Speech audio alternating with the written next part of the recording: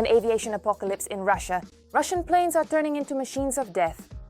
On Russian aircraft, software has not been updated for almost 4 years since the start of the full-scale invasion. Any flight now could be your last. Why is buying a ticket today a game of fate?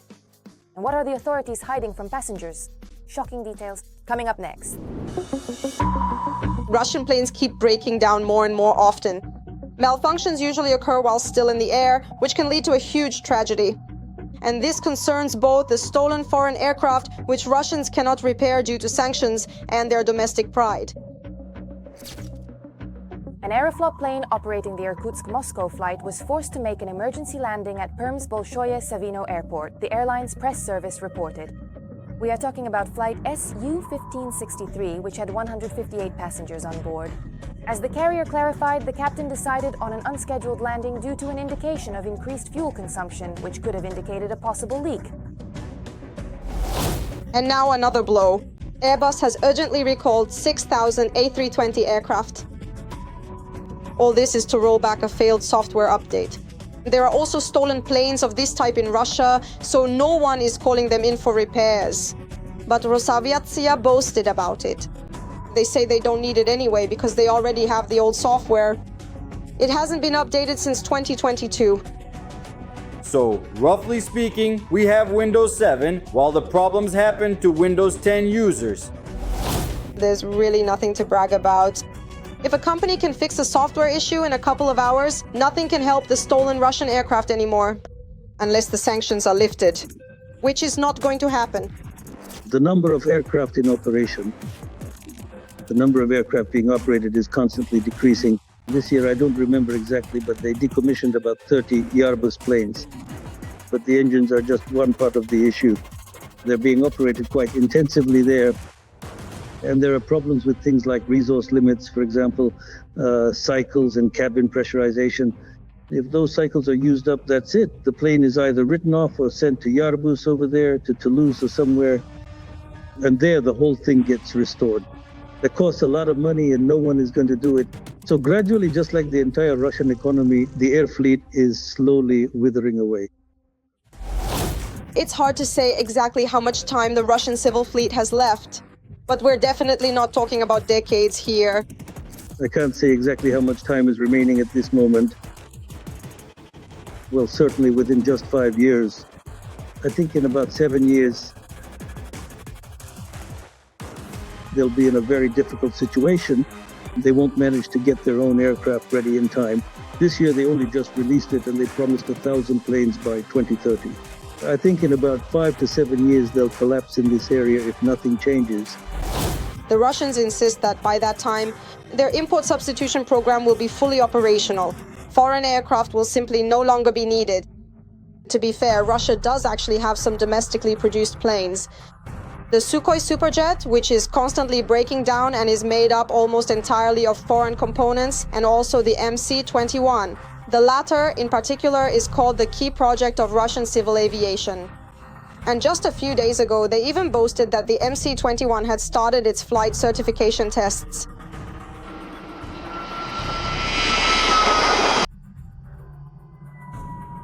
But the start of serial production for the MC-21 was actually planned back in 2017. Then the dates kept getting pushed back, and still there is no serial production. Rostec boasts about the tests, and just like in 2010, they went to show off a mock-up of the plane in Dubai. Well, 2, 3, maybe 5 MC-21 units are being made, but they're all just for testing. There are many stages involved before the plane can be put into operation. Right now, they're practically at the very beginning stage. It's hard to say how long the testing will take. Meanwhile, Russia's civil aviation is melting away before our eyes. Here, the roots are really going to pull out this external one completely. It's the same thing here.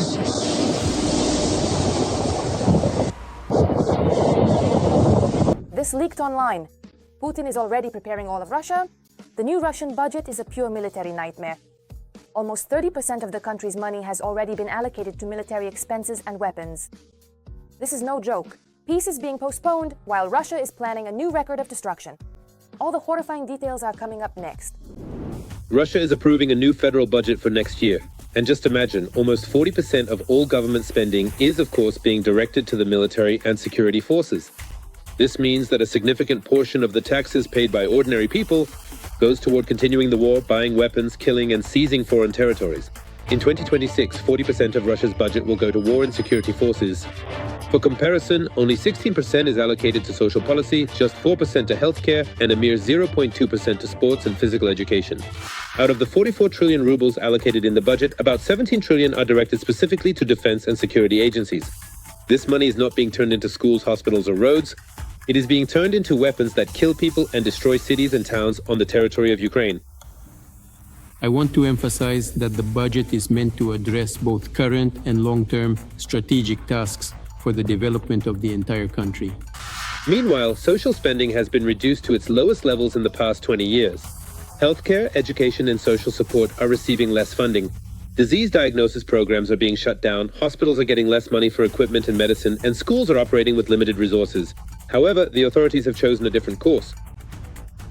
We must not only keep pace with the global economy, but strive to outpace its growth. This should be achieved by unlocking the potential of our industries, regions, and territories, and by developing ties with foreign partners. State revenues continue to decline. Oil and gas revenues have decreased amid global changes. The government plans to compensate for this with new taxes on businesses and citizens while simultaneously increasing military spending. However, Russian citizens themselves don't seem to be losing hope. After all, it's much more important to support their terrorist homeland. Well, you can see what the situation is like right now. Everything is about the war now. What's being done, I think? Well, I don't know. I'm, what do you call it, a patriot. I believe that after the war, as they say, will improve, will rise. The main thing is that, just like Putin said, this program has been implemented. The economy is essentially being shifted onto a war footing. Spending on the war is becoming the priority, not the development of the country. This means that the population will face more and more difficulties, and the standard of living will continue to decline. There is money for the healthy. No money. Go to the cemetery. The budget shows that the authorities' priority remains the war. Resources that could have gone to developing healthcare and education are being directed toward armaments, trenches, and shells. Life for the Russian population is getting worse every day. Prices for food and essential goods are rising. The increase in utility tariffs is making communal services less and less affordable for ordinary people. The VAT has been raised to 22%, which further hits every family's budget. Consumer loans are becoming more expensive, and even buying basic things is getting harder. The funniest thing is that officials even claim that the amendments submitted to the government will benefit the economy because they will allow the Bank of Russia to lower the key interest rate. First of all, expecting that any tax increase could in principle put the economy on a higher growth trajectory is simply foolish. The 2026 budget clearly shows the government's priorities. Armaments and security forces are more important than the lives and well-being of citizens. The result is rising prices, higher taxes, and reduced social support. Every family will feel this for themselves. Every ruble spent on war is a ruble that won't go to healthcare, education, housing, or infrastructure. The bloody Russian authorities have effectively made their choice. Resources for citizens are being cut in order to continue military actions outside the country. That's all for now. And for more breaking news from the front, tune in to our next episode.